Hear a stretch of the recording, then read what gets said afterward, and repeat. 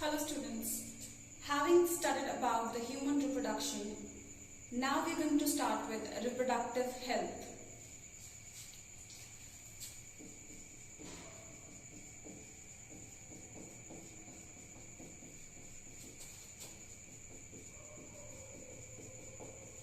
Reproductive health is the last chapter of the first unit of class 12. अब तक क्योंकि हमने नॉर्मल ह्यूमन रिप्रोडक्शन के बारे में पढ़ लिया है कि उसके क्या प्रोसीजर्स होते हैं, उसमें क्या क्या स्टेप्स होते हैं गैमेटोजेनेसिस से लेकर के पार्चुरेशन तक, अभी हम इस चैप्टर को स्टार्ट करने के लिए रेडी हैं।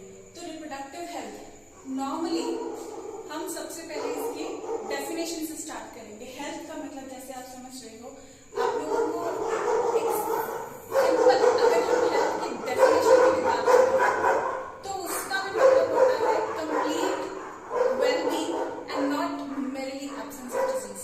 सिर्फ एब्सेंस ऑफ डिजीज को हेल्थ नहीं बोल सकते, बट ऑल एस्पेक्ट्स देखने पड़ते हैं। ऑल एस्पेक्ट्स कौन कौन से होते हैं कि इंसान अगर फिजिकली वेलबींग हो, फिजिकली हेल्दी हो, इमोशनली हेल्दी हो, सोशली उसका बिहेवियर हेल्दी हो, तो ये सारे एस्पेक्ट्स फिजिकल, इमोशनल, बिहेवियर, उसका बिहेवियर कैसा है वो सब कुछ देखेंगे। ये चार एस्पेक्ट्स भी सही होंगे along with the disease free part, फिर हम उसे हेल्दी इंसान कहेंगे। सिमिलरली अगर हम रिप्रोडक्टिव हेल्थ की बात करें तो how would we define reproductive health?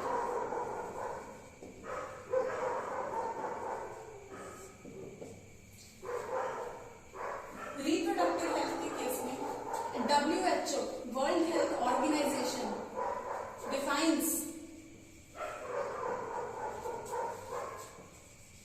Reproductive health है। तो हम WHO की डेफिनेशन देखेंगे।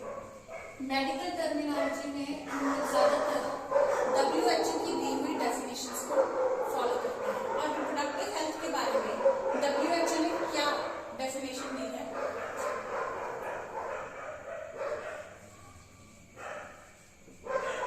The state of complete well-being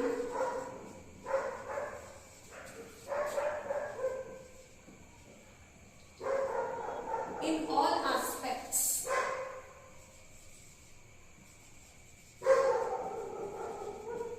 of reproductive system.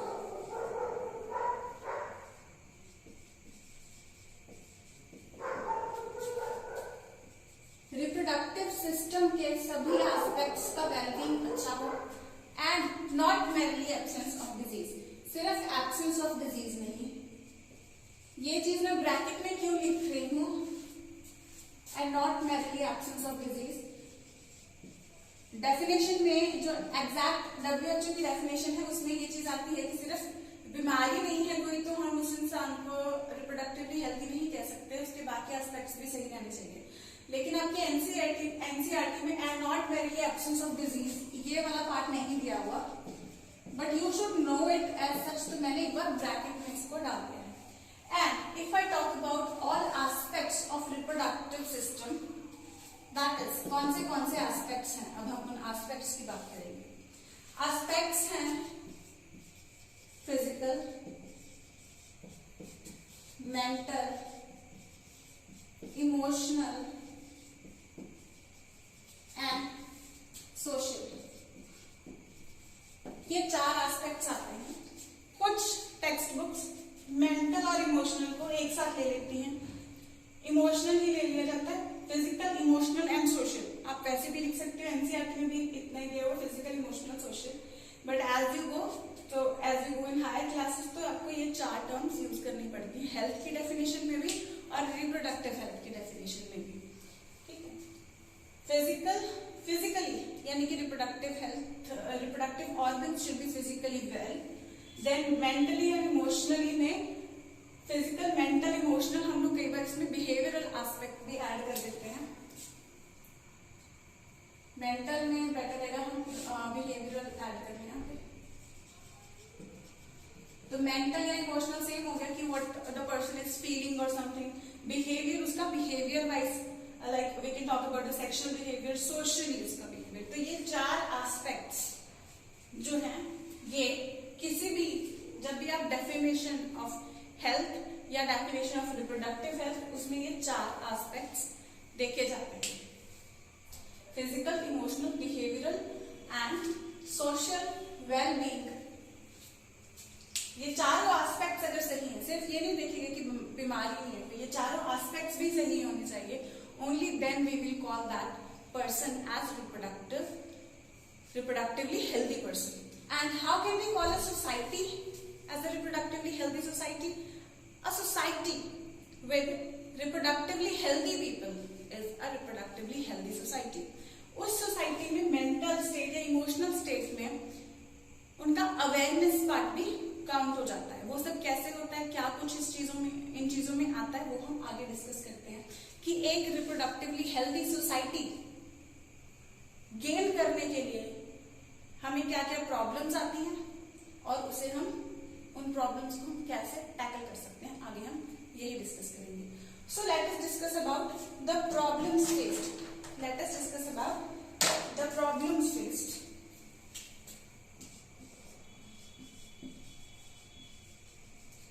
Problems associated with the society, या प्रॉब्लम्स जो हमें आ रही हैं to make the society reproductively healthy. So सबसे पहली क्या प्रॉब्लम है? Lack of awareness. Lack of awareness. अब lack of awareness में क्या कुछ आ जाएगा? क्या किस चीज की अवेयरनेस नहीं है, किस चीज की नॉलेज नहीं है? लैक ऑफ अवेयरनेस में अगर हम देखें, अवेयर होने को हम क्या कहते हैं, यानी कि हमें नॉलेज हो, चीजों का पता हो। In most parts of the world, specially in the developing countries like India, यहाँ पे कुछ एरियाज ऐसे हैं जहां पे प्रॉपर एजुकेशन ही नहीं है।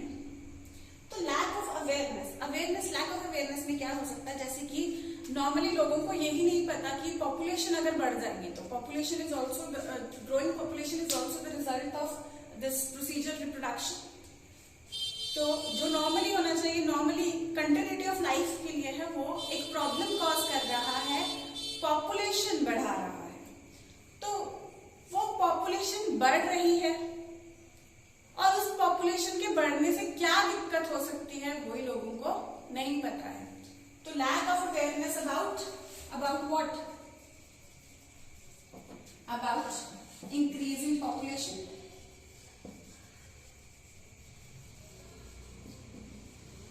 Increasing population के बारे में नहीं पता कि increasing population हो जाएगी तो on the country level, on the society level और on the world level क्या क्या दिक्कतें आ सकती हैं। People are unaware about that. And what else people are unaware? People are unaware about diseases and problems associated. जो symptoms in the starting कुछ symptom आते हैं, उन symptoms की कोई knowledge नहीं है लोगों को, उनको check करवाने का नहीं पता that what are the symptoms and when and how they should get things checked and treated. Then reproductive aspect से लेकर के लोगों में थोड़ा शाइनेस बहुत ज्यादा है, जिसके कारण कि कुछ लोग अगर प्रॉब्लम उनको कोई होती भी है, अगर उनको पता भी है कि ये प्रॉब्लम है, ये सिम्टम है किसी प्रॉब्लम का, कोई प्रॉब्लम हो सकती है, फिर भी उनमें एक शाय फीलिंग होती है कि वो जाके चेक नहीं करवाते, कंजर्व हो जाते हैं उस चीज में, उस चीज का नहीं पता कि that this aspect is also a normal aspect and they should go and check it out timely, go and get it checked from the doctor. फिर और किस चीज की नॉलेज नहीं है? नॉलेज नहीं है उनको मेडिकल फैसिलिटीज जो गवर्नमेंट प्रोवाइड कर रही है इस चीज की, कि अगर आपको कोई प्रॉब्लम है तो आप फ्री मेडिकल फैसिलिटीज भी हैं गवर्नमेंट हॉस्पिटल्स में जिनसे आप फ्री चेकअप भी करा सकते हो, उन चीजों का नहीं पता। ठीक है, और कॉन्ट्रासेप्टिव्स का नहीं पता, पॉपुलेशन कंट्रोल करने के लिए भी कॉन्ट्रासेप्टिव्स काम आते हैं, एंड इन चीजों के बारे में पता ही नहीं है। अगर पता है तो इनको कहां से अवेल करना है। कॉन्ट्रासेप्टिव डिवाइसेस वो होते हैं जो पॉपुलेशन कंट्रोल करने या बर्थ कंट्रोल करने के काम आते हैं। इनके बारे में भी हम इस चैप्टर में पढ़ेंगे। तो इनका भी लोगों को अवेयरनेस नहीं है और इनको कहाँ से अवेल कर सकते हैं वो भी नहीं पता है। एंड गवर्नमेंट पॉपुलेशन कंट्रोल करने के लिए free distribution of contraceptive devices भी कर रही है, वो भी लोगों को नहीं पता है। क्या मेडिकल फैसिलिटी मिल रही है, क्या नहीं मिल रही है, कुछ भी लोगों को नॉलेज नहीं है। और किस चीज के बारे में नहीं है? Menstrual cycle. मेंस्ट्रुअल साइकिल के बारे में कोई इनका अवेयरनेस नहीं है कि why this is happening and इसके पीछे लॉजिक क्या है, कुछ नहीं पता। अलग अलग से रीजन बना देते हैं। certain parts of the society won't let women into the temples or their religious places. They won't let the females into the religious places when they are undergoing menstrual cycle or menstrual phase. क्योंकि उनको concept नहीं पता है कि it is a medical thing, it is a normal thing. वो अपने misconceptions के साथ, उसको वहम के साथ, किसी के साथ रिलेट कर देते हैं, तो भूत ही बना देते हैं इंसान को। तो दीज थिंग्स की उनको पर्टिकुलर नॉलेज ही नहीं है नॉर्मली कि क्या ये प्रॉब्लम है या नॉर्मल चीज है क्या चीज है, उनको कुछ नहीं पता है। तो they start treating female in an odd way during this procedure. तो ये सभी चीजों के बारे में उनको नहीं पता। कुछ सोसाइटी में अलग अलग तरह के फैक्ट्स नहीं होते जो ऐसी चीजों को वहम डाल दिए जाते हैं। तो वो उनके पीछे लॉजिक क्या है कि है ऐसा कुछ या होता ही नहीं है, कुछ झूठी बातें जो झूठी अफवाहें सोसाइटी में डाली जाती है, specially amongst the uneducated lot. तो वो चीजों को कैसे दूर करना है, ये सारी हमारी लैक ऑफ अवेयरनेस के अंदर ये प्रॉब्लम्स आती हैं। And how the hygiene can be maintained, वो भी इन लोगों को पता नहीं होता। So lack of awareness about menstrual cycle, menstrual hygiene कैसे मेंटेन करना है वो भी नहीं पता।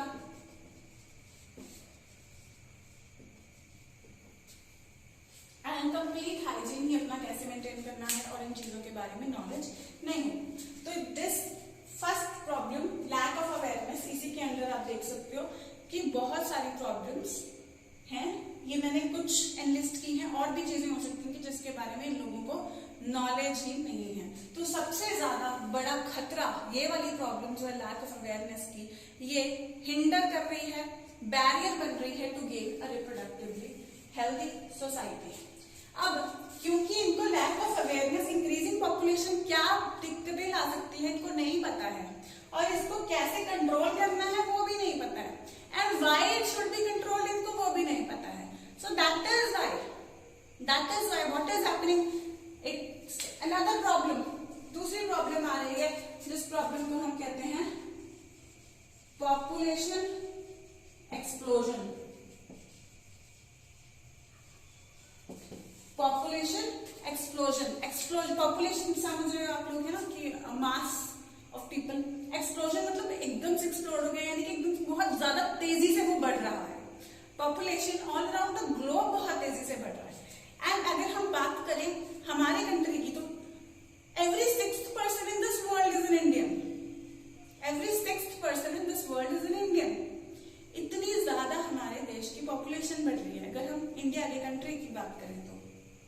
So, ये प्रॉब्लम भी is the result of the first problem, lack of awareness.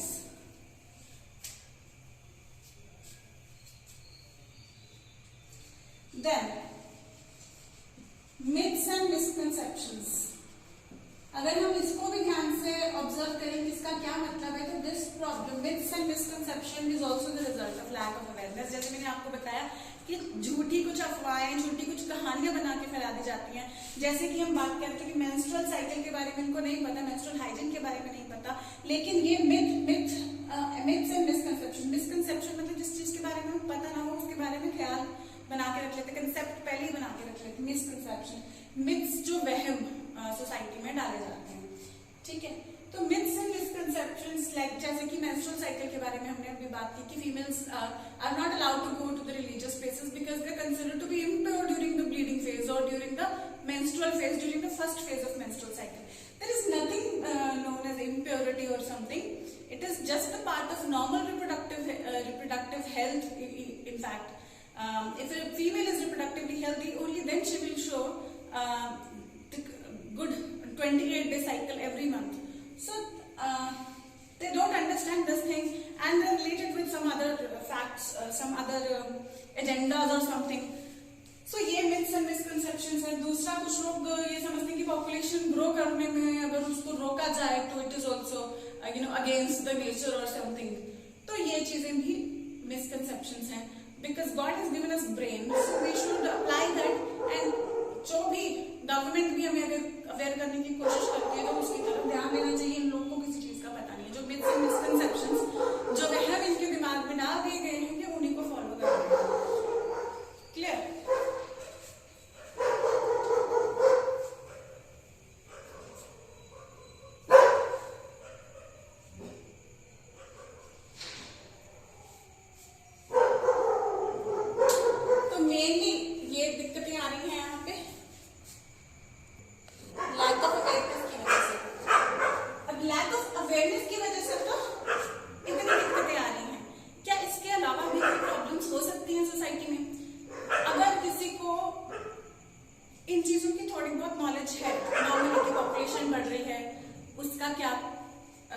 हो सकती है प्रॉब्लम, उसको कंट्रोल करने का पता है.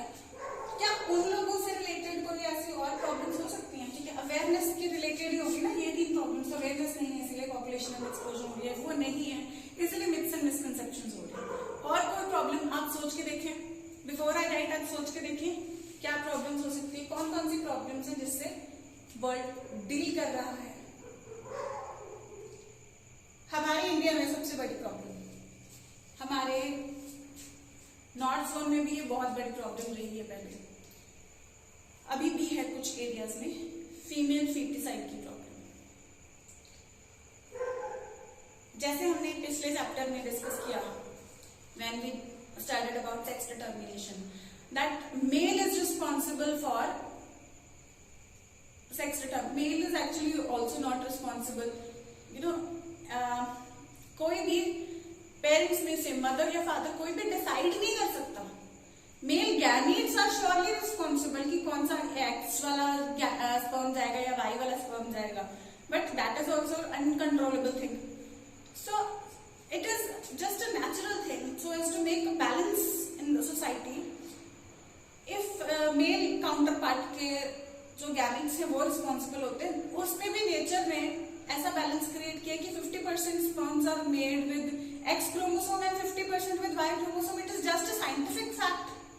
It is just a scientific fact कि normal society में males and females का रेशो normal रहे, उसके लिए नेचर ने ऐसे किया है कि अगर sperms डिसाइड करते हैं कि बॉय चाइल्ड होगा या गर्ल चाइल्ड होगा तो sperms में 50% X वाले बनेंगे, 50% Y वाले बनेंगे. It's just a scientific fact. But after the child is born, society has divided both of them into such with the help of such criterion we can say that females are always blamed for even being born. So उसकी वजह से female foeticide की problem बहुत ज्यादा हो रही है. हमारी सोसाइटी में और भी बहुत सारी प्रथाएं हैं ऐसी लाइक डाउरी एंड ऑल, जिसकी वजह से females are blamed because they are considered to be burden for the society. So ये काफी सारी प्रॉब्लम्स मिलके इस एक प्रॉब्लम को रिजल्ट भी दे रही हैं, जो कि रिप्रोडक्टिव हेल्थ में भी हम लेते हैं इस चीज को कि इलीगल अबॉर्शंस करवा दिए जाते हैं. मैंने आपको थोड़ा सा हिंट दिया था लास्ट में कि एमनियन, लास्ट चैप्टर जिन्होंने वीडियो देखी है, एमनियन में से हम चेक कर सकते हैं, प्रीवियसली चेक हो सकता है कि इट्स अ फीमेल चाइल्ड और मेल चाइल्ड. और वैसे वो प्रोसीजर बनाया गया था ताकि डिजीजेस चेक किए जा सके, लेकिन उसको भी हमारे देश में इतना गलत यूज किया गया कि जेंडर चेक करने के लिए यूज किया गया और फाइनली इंडिया में वो बैन हो गया. जो प्रोसीजर इतना अच्छा काम आ सकता था कि उसको इन एडवांस डिजीजेस चेक करने के काम लाया जा सकता था कि काफी डिजीजेस चेक हो सकते हैं और जितने सिवियर प्रॉब्लम्स के साथ, सिवियर जेनेटिक प्रॉब्लम्स कुछ ऐसी होती हैं जिन कंडीशंस में पेशेंट की मेंटली हेल्थ इतनी ज्यादा खराब होती है कि वो अपने आप को हैंडल नहीं कर पाता, जिसके कारण पूरी फैमिली लाइफ डिस्ट्रॉय हो जाती है। जहां पे हमें पता होगा कि आफ्टर बीइंग बोर्न उसकी लाइफ मिजरेबल होने वाली है, तो ऐसे बच्चे को जरूर अबॉर्ट करने का हम ऑप्शन देख सकते हैं अगर उसके लिए कोई ट्रीटमेंट ना हो तो। लेकिन हमारे देश में it is so unfortunate that we can not get it check beforehand just because इस गुड रीजन के लिए जो लोग पहले चेकअप कराना चाहते हैं they also cannot get it check because कुछ लोग इस चीज का मिसयूज करके उसको जेंडर चेक कराने के काम करेंगे। सो दैट इज वाई इतना अच्छा जो टेक्निक बना है उसको हमारे कंट्री में यूज नहीं कर सकते हैं, बिकॉज एक फोर्थ प्रॉब्लम हमारे देश में सबसे बड़ी प्रॉब्लम बनती जा रही है। जिस फोर्थ प्रॉब्लम के बारे में हम बात कर रहे हैं, इलीगल अबॉर्शंस जो कराए जाते हैं। इलीगली पहले ही चेक करवा लिया जाता है, कुछ इलीगली जब पहले ही चेक करवाया जाता है that what is the gender of the future child and if it is the female child तो उसको abort करवा दिया जाता है। illegal abortion and if it is the female child तो female feticide, illegal abortions and female feticide is becoming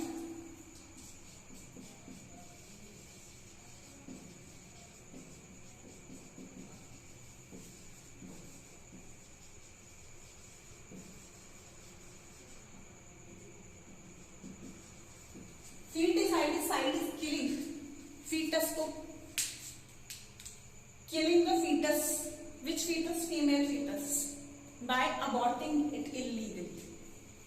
So this is the problem and it is one of the worst problems here, especially in north. If you consider the South India, तो वहां पे girls अगर sex ratio देखो तो कुछ cases कुछ areas में girls are more than boys, but here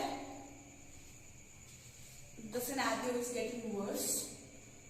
अभी थोड़ा सा अवेयरनेस आया है लोगों में बट स्टिल उतना नहीं आया है, specially in the rural areas उतना अवेयरनेस अभी नहीं आया है। Awareness is yet to be brought. और वैसे भी सिर्फ लोगों का या डाउरी केसेस या ये सब कुछ नहीं, अभी तो growing crime cases are also leading into these things and उसके लिए भी lack of awareness, lack of I would say thinking और एवरीथिंग। तो अवेयर कराना हर एक चीज के बारे में। जो स्कूलिंग एरियाज में लैक ऑफ सेक्स एजुकेशन है वो चीज भी लैक ऑफ अवेयरनेस के लिए बहुत ज्यादा रिस्पॉन्सिबल है। देन इसके अलावा और कौन सी प्रॉब्लम है? STDs.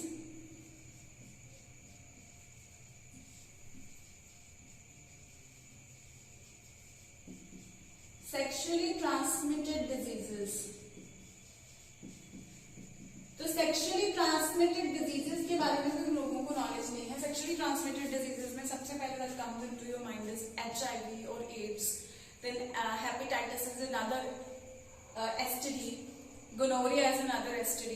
So there are many STDs, we will read about them a bit in this chapter further. तो ये जो STDs हैं इनके बारे में नॉलेज नहीं है, और अगर नॉलेज है किसी को पता चल जाता है कि इनके इनिशियल सिम्टम्स क्या हैं उसके बारे में नॉलेज नहीं है। ये प्रॉब्लम इतनी ज्यादा बढ़ती जा रही है, इतनी ज्यादा बढ़ती जा रही है। When I was in college there was a survey conducted, randomly check किया गया था पेशेंट्स को। वहां पे a huge percentage जिनको रैंडम चेक किया गया जो इस चीज के चेकअप के लिए नहीं आए थे, a huge percentage of patients came out to be HIV positive and a huge percentage came out to be HCV positive also. लोगों को इनिशियल सिम्टम्स का ही नहीं पता है,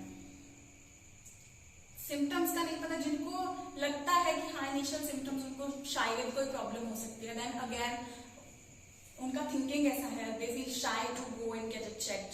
दे डोंट नो दैट उनका बिल्कुल जो मेडिकल फैसिलिटीज अवेलेबल हैं उनको बिल्कुल प्राइवेसी उनकी मेंटेन रहेगी। उनका जो वो चेकअप कराने जा रहे हैं उस चीज को रिवील नहीं किया जाएगा कहीं पे भी।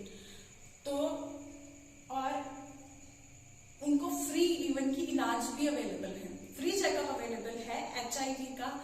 In almost all government hospitals HIV HCV का फ्री चेकअप अवेलेबल है।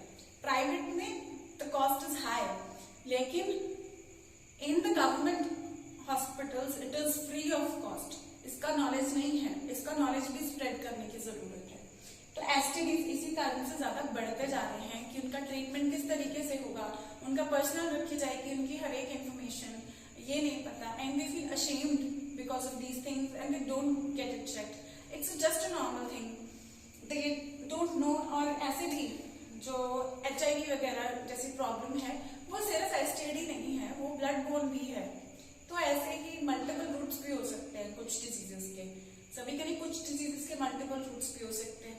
तो उनको they should not feel ashamed and they should get things checked at the right particular times. एक सही टाइम पे अगर चेक कर लेंगे तो they might be able to live a better life. And awareness, again first problem से related, awareness is lacking for this thing again, जिसकी वजह से ये प्रॉब्लम बहुत ज्यादा बढ़ रही है सोसाइटी में, बहुत ही ज्यादा बढ़ रही है।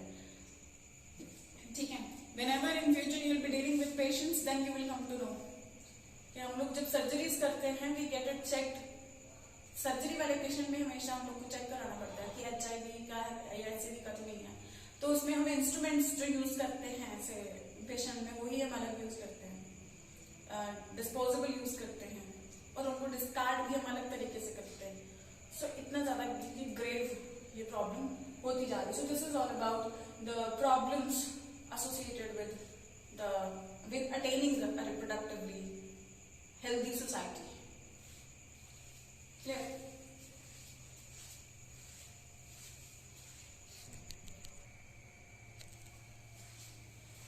Now to deal with all these problems, what strategies should be adopted and are being adopted? We shall talk about them.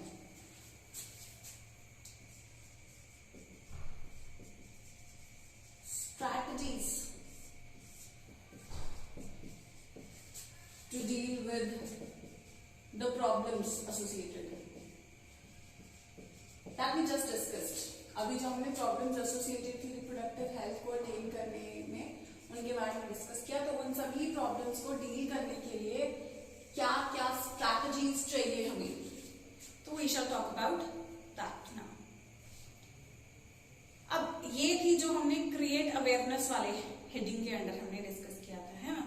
सबसे ज्यादा लैक ऑफ अवेयरनेस की हेडिंग के अंदर, जो लैक ऑफ अवेयरनेस की प्रॉब्लम थी उसके अंदर हमने ये डिस्कस किया। तो लैक ऑफ अवेयरनेस है तो हमारी पहली स्ट्रैटेजी क्या आएगी? Create awareness.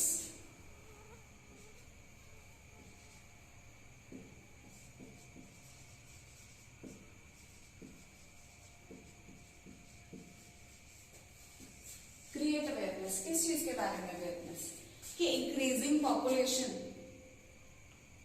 क्या प्रॉब्लम्स ला सकती है, क्या प्रॉब्लम्स ला सकती है, डिजीजेस एंड प्रॉब्लम्स, यानी कि एसटीडीज के बारे में। किस चीज के बारे में अवेयरनेस क्रिएट करेंगे? We shall create awareness regarding outcomes of increasing population. Outcomes of increasing population, बढ़ती हुई पॉपुलेशन के क्या नतीजे हो सकते हैं वो हम इसमें डिस्कस करेंगे। देन एसटीडीज के बारे में,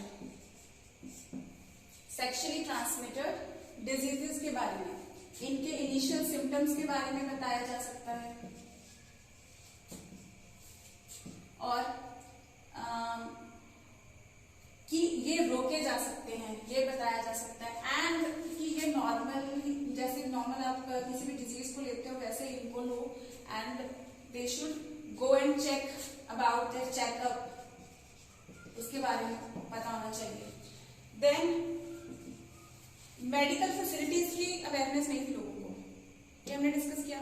तो इन मेडिकल फैसिलिटीज के बारे में अवेयरनेस,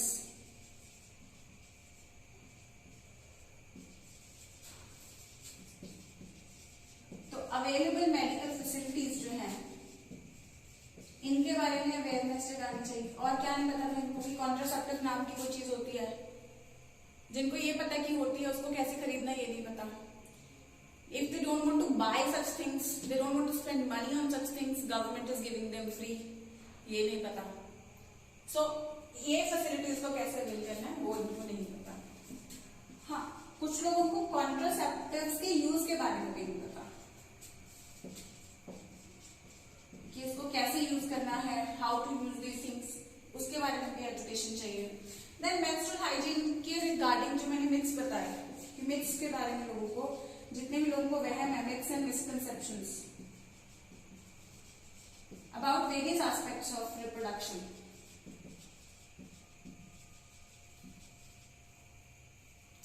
काफी चीजों के बारे में उनको नहीं पता है about various aspects of reproduction, specially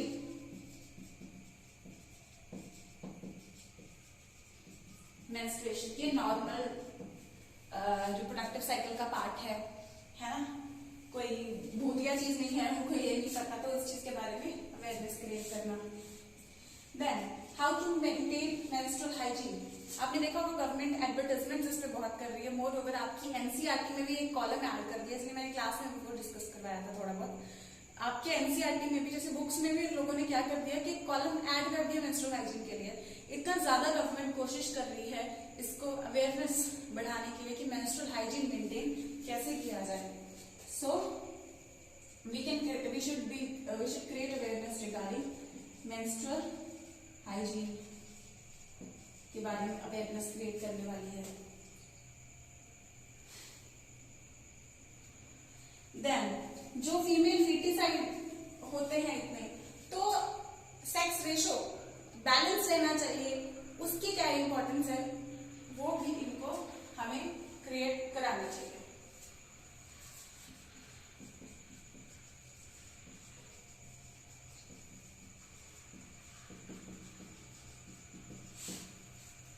इसके बारे में अवेयरनेस करनी होगी। और लोगों को कुछ कपल्स ऐसे होते हैं कि they are not able to conceive, they're not able to conceive and they are said to be infertile. Actually infertility की proper definition हम आगे करेंगे, that if the couple is not able to conceive even after 2 years of their normal copulation period, तो भी if they're not able to conceive then they are said to be infertile. तो infertility is normal thing, infertility is just so normal thing. और इसके लिए कोई इलाज है इसका, पहले भी और अब भी कुछ पार्ट्स ऑफ द एरियाज में specially females are blamed for the couple being infertile, but actually more often than not males are responsible for this. Males actually not responsible, we can say the problem lies in the male partner. तो problem ज्यादा male partner में होती है female से ज्यादा। इस चीज का भी फिर से अवेयरनेस नहीं है, लेकिन अगर प्रॉब्लम किसी में भी है, मेल में है या फीमेल है, तो इसका इलाज पॉसिबल है, ये लोगों को पता होना चाहिए। ट्रीटमेंट, तो यहाँ पे हम ये भी लिख सकते हैं कि ट्रीटमेंट्स अवेलेबल, जो भी ट्रीटमेंट्स अवेलेबल है वो लोगों को नहीं पता। तो यहाँ पे वो ट्रीटमेंट जो कि अटेन नहीं कर पा रहे हैं, वो उस चीज को हम कहते हैं ARTs, असिस्टेड रिप्रोडक्टिव टेक्नोलॉजी। तो जो लोग normally they are not able to conceive, तो ये कुछ टेक्नोलॉजीज ऐसी आई हैं जिसकी हेल्प से ऐसे couples they can conceive normally. तो ये कुछ टेक्नोलॉजीज उनको हेल्प कर सकती है, इसके बारे में लोगों को नॉलेज नहीं है। इन सब चीजों के बारे में फिर हमें अवेयरनेस क्रिएट करानी पड़ेगी। अब ये हो गया अवेयरनेस क्रिएट कराने वाला, क्लियर। तो ये सारी की प्रॉब्लम्स, लैक ऑफ अवेयरनेस जिन चीजों के बारे में, तो इन सभी चीजों के बारे में यहाँ पे हमने बात करी कि अवेयरनेस क्रिएट करवानी पड़ेगी। In additional also we have discuss certain things. Now we will discuss about the second aspect and I shall drop this first.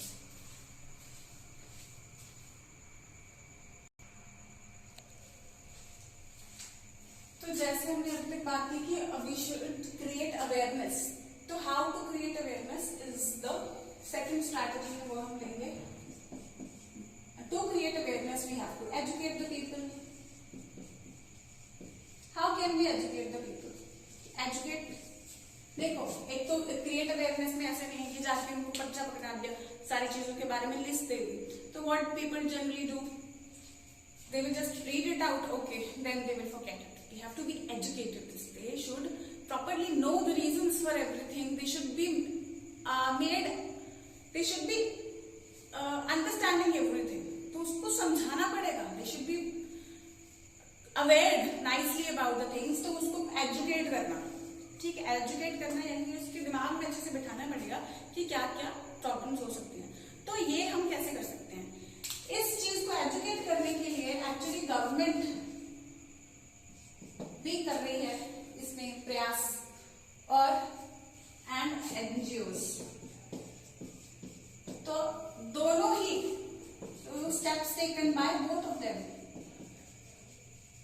steps taken by government and NGOs, both are contributing in educating the people, both are contributing in educating the people। क्या क्या कर सकते हैं?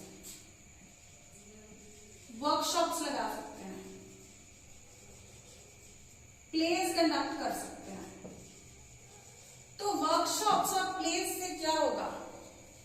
Workshops, place and seminars भी लगा सकते हैं। तो वर्कशॉप्स और प्लेस और सेमिनार से होगा क्या? तो ये सब क्या होते हैं? सेमिनार लगाना या वर्कशॉप कंडक्ट करना। आप लोग when you will go to your college, और एक आपका पब्लिक हेल्थ का अलग डिपार्टमेंट आता है कॉलेज में, हम लोग का मेडिकल कॉलेजेस में भी एक पब्लिक हेल्थ डिपार्टमेंट अलग आता है। आजकल तो पब्लिक हेल्थ में अलग कोर्स भी होना शुरू हो गया है, बट उसमें इतना स्कोप नहीं होता है ना। तो डॉक्टर बनने के बाद लेकिन if you go for public health thing, तो वो आपको ज्यादा बेनिफिशियल होता है from financial point of view also, from the career point of view also, and आपको क्योंकि नॉलेज ज्यादा होती है। तो अभी workshop, place and seminars conduct करते हैं ये पब्लिक हेल्थ डिपार्टमेंट वाले।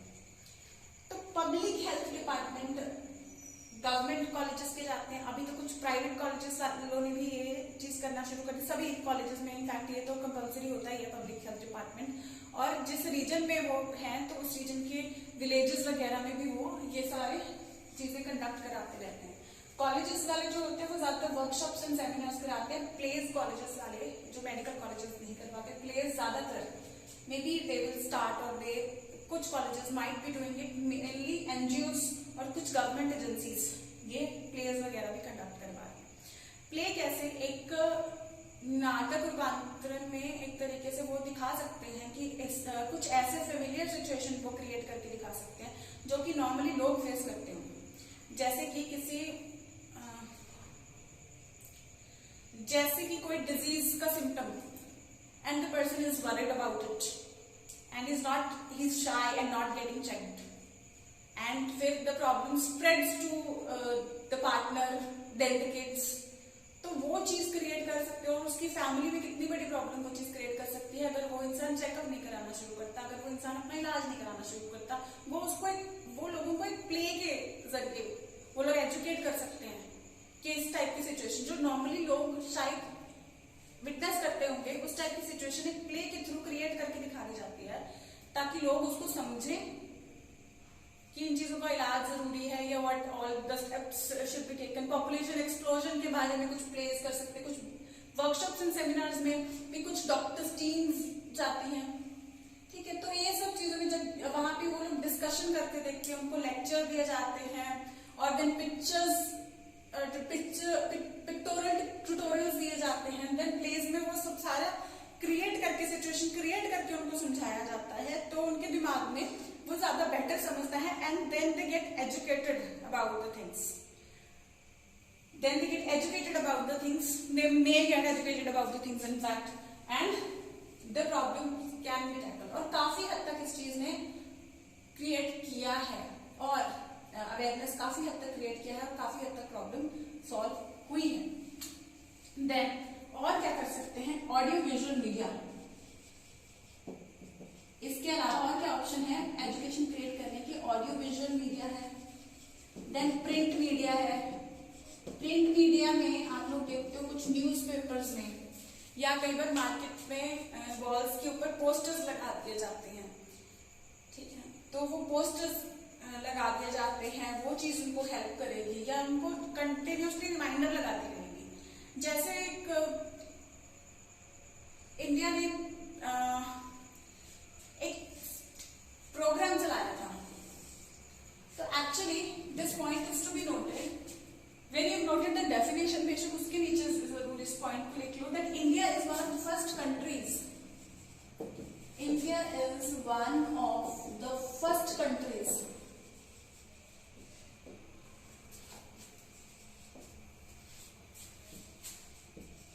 to start a program for reproductive health. To start a program for reproductive health.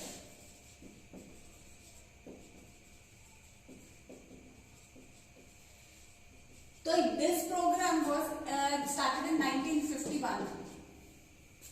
Sorry, 1851 में इंडिया में ये शुरू हुआ था और उस टाइम पे इसको बोला जाता था family planning programme. Family planning programme उस टाइम पे इसको बोला जाता था। और हर 10 साल के बाद, एक्चुअली क्या होता है हम आगे डिस्कस करेंगे, हर 10 साल के बाद पॉपुलेशन चेक होती है कि कितनी बढ़ गई है और आगे इसको रोकथाम के लिए फिर उस हिसाब से स्टेप्स लिए जाते हैं। तो हर बार इसको जब चेक किया गया कि हाँ क्या आगे फैमिली प्लानिंग प्रोग्राम के अंतर्गत जो भी उन्होंने स्टेप्स लिए उसका क्या असर हुआ क्या नहीं हुआ, तो उसके जाके आगे तक के लिए हर साल इसको मॉडिफाई करते रहे और आज के डेट में हम इसको बोलते हैं reproductive, now called reproductive and child health care programme. Reproductive and child health care programme आज की डेट में से ये कहा जाता है। और फैमिली प्लानिंग प्रोग्राम के जैसे हम कह रहे हैं कि पोस्टर्स लगा दिए जाते हैं, तो फैमिली प्लानिंग प्रोग्राम के लिए पोस्टर्स जो लगे थे उसका स्लोगन, इससे क्वेश्चन आ जाता है आपको, उसका स्लोगन था कि हम दो हमारे दो। आपने ये शायद देखा होगा, ये पोस्टर कहीं पे मार्केट में है कहीं पे जो बैनर्स वगैरह लगे होते हैं। तो ये फैमिली प्लानिंग प्रोग्राम के अंडर ये जो चल रहा था। आज की डेट में से reproductive child health care programme बोला जाता है। इसमें मदर्स की जो आफ्टर बर्थ उनकी भी कैसे केयर करनी चाहिए उसके बारे में भी किया जाता है, and after the child is born उसकी केयर के बारे में भी, अगर इन चीजों को भी इसमें डाल दिया गया है। उस हिसाब से जैसे इसके प्रोसीजर्स में चेंजेस आए हैं उस हिसाब से इसके नाम में भी फिर इन्होंने चेंज कर दिया है। ठीक है, this point is very important that India is one of the first countries to take severe steps और एक प्रॉपर प्रोग्राम्स के लिए बनाया इंडिया ने। देन 1851 में ये शुरू किया था, जहाँ पे जब इसको फैमिली प्लानिंग प्रोग्राम बोला जाता था, आज इसको reproductive and child health care programme बोला जाता है। और इसका जो स्लोगन था ये भी आपको एमसीक्यू क्वेश्चन बहुत ज्यादा इंपॉर्टेंट है। ठीक है, तो ये प्रिंट मीडिया के थ्रू, बहुत ज्यादा अखबार के थ्रू जो पोस्टर्स बैनर्स लगा दिए जाते हैं उसके थ्रू बहुत ज्यादा किया गया। ऑडियो विजुअल मीडिया, एवी मीडिया में आ जाता है टेलीविजन, देन ऑडियो मीडिया में रेडियो आ जाता है, एवी में टेलीविजन वगैरह आ जाता है। तो इन चीजों के थ्रू भी लोगों में काफी ज्यादा अवेयरनेस क्रिएट की जाती है, की जाती रही है। जैसे मैंने आपको बताया कि काफी टाइम पहले शुरू हो गया था और आज भी की जाती है। ठीक है बच्चों, देन और क्या स्टेप्स लिए जा सकते हैं? और स्टेप्स जो है marriageable age, increase in marriageable age. Some people recommend कि मैं ऐसे इंक्रीज लिख रही हूँ ज्यादातर जगह पे, पता है ना, तो भी पता ही है कि मैं इंक्रीज ऐसे लिखती हूँ और डिक्रीज में ऐसे लिखती हूँ, रिमाइंड करा रही हूँ। ठीक है, तो इंक्रीज इन मैरिजेबल एज कुछ लोग रिकमेंड कर रहे हैं।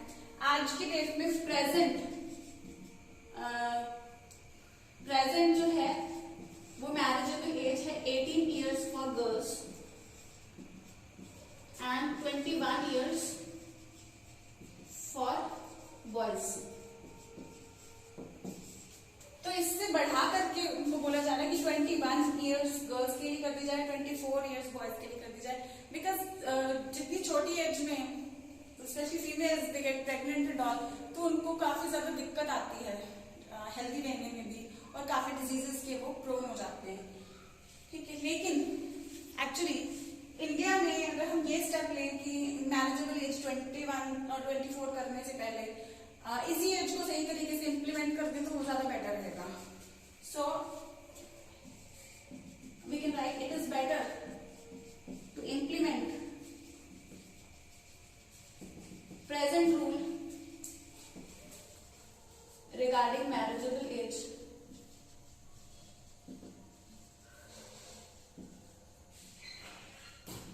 in a better way. Better तरीके से इसको किया जाए. जैसे गवर्नमेंट अभी क्या कर रही है कि अगर प्रॉपर मैरिजेबल एज पे मैरिज की जाती है तो स्पेशली क्योंकि फीमेल फिटिसाइड से भी रिलेटेड चीजें हैं और जो कुछ डाउरी कंडीशंस एंड ऑल, तो वो काफी फीमेल्स को स्पेशली इस चीज में इजीली एज फीमेल्स की फिर भी कम रखी जा रही है. रूरल एरियाज में ज्यादातर होता है कि when they get 16 and all तो ज्यादातर फैमिलीज में मैरिज कर दी जाती है लेडीज की, बट उनको ज्यादा प्रॉब्लम आ सकती है, रिप्रोडक्टिव हेल्थ में उनकी बहुत ज्यादा प्रॉब्लम आ सकती है उस वजह से. तो प्रेजेंट एज ये चल रही है, बट इसमें भी कहा जा रहा है कि बढ़ाई जाए, लेकिन हमारे कंट्री में इस एज को भी अभी भी प्रॉपरली फॉलो नहीं किया जा रहा. गवर्नमेंट इस चीज को इम्प्लीमेंट करने के लिए इंसेंटिव्स दे रही है. एक जैसे हमारे नॉर्थ में तो एक शगुन स्कीम अभी ऑल इंडिया भी चल रही है, शगुन स्कीम चलाई थी कि जो लोग प्रॉपर मैरिजेबल एज के बाद दे आर गेटिंग मैरिड तो उनको व्हेन दे गेट मैरिड तो उनको सर्टेन अमाउंट ऑफ मनी दिया जाता है. But if they will get married below that age तो उनको वो मनी भी नहीं दिया जाएगा, प्लस उनको पनिश भी किया जाएगा. तो उसके लिए पनिशमेंट्स भी हैं. तो इसमें क्या गवर्नमेंट कर सकती है? इंसेंटिव्स देना,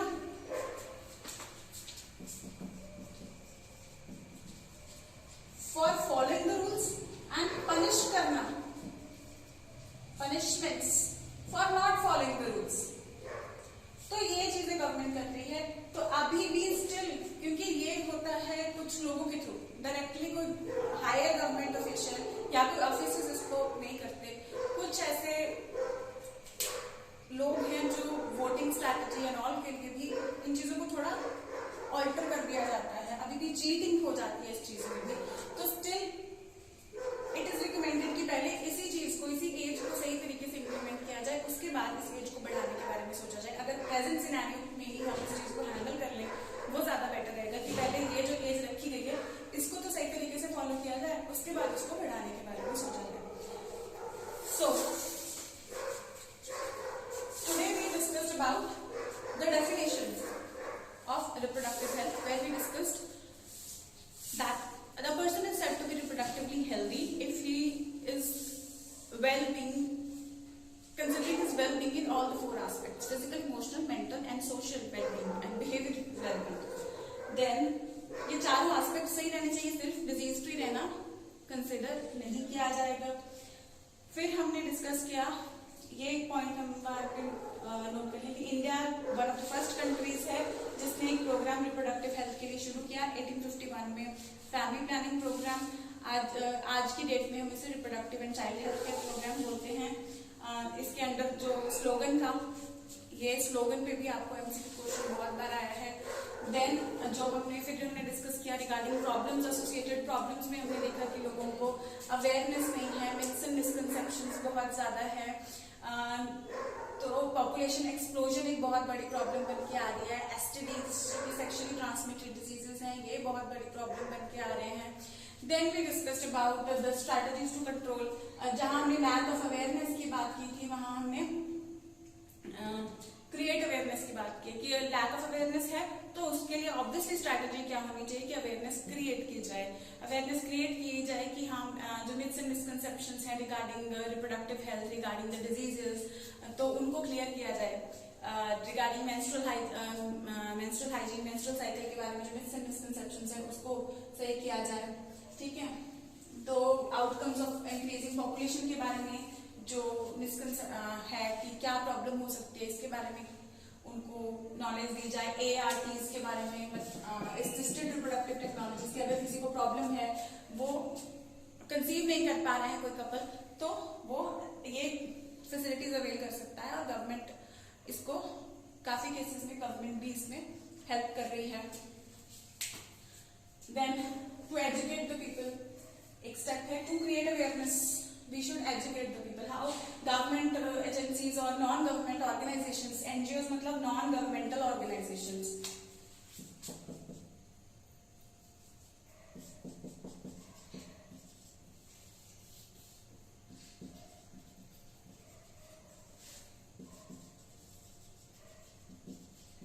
नॉन गवर्नमेंटल ऑर्गेनाइजेशंस जो होती हैं, तो यहाँ पे आप लोगों ने इंसेंटिव्स और उसके बारे में जो पॉइंट मैंने ऊपर रख किया है उसके बारे में लिख सकते हो, इंसेंटिव्स और पनिशमेंट्स और फाइन्स कंसिडर कर सकते हैं हम इस केस में। हम देन गवर्नमेंट्स और एनजीओ होती हैं जो वो कैसे करती हैं, workshops, plays, seminar, specially in villages, क्योंकि रूरल एरियाज में जहाँ पे लैक ऑफ एजुकेशन ज्यादा है तो यही कर सकते हैं। और इसके अलावा क्या हो सकता है, स्कूल के बच्चों के लिए, क्योंकि उनको सेक्स एजुकेशन का लैकिंग है, तो सेक्स एजुकेशन इन स्कूल ये बहुत बड़ा स्टेप रहेगा। अभी भी स्कूल्स में क्या है कि करिकुलम में तो है, but still teachers, most of the teachers specially in the rural schools, most of the teachers they avoid teaching this topic. तो teachers should also first be made aware that it is a normal thing and it is part of the curriculum, so you have to teach it.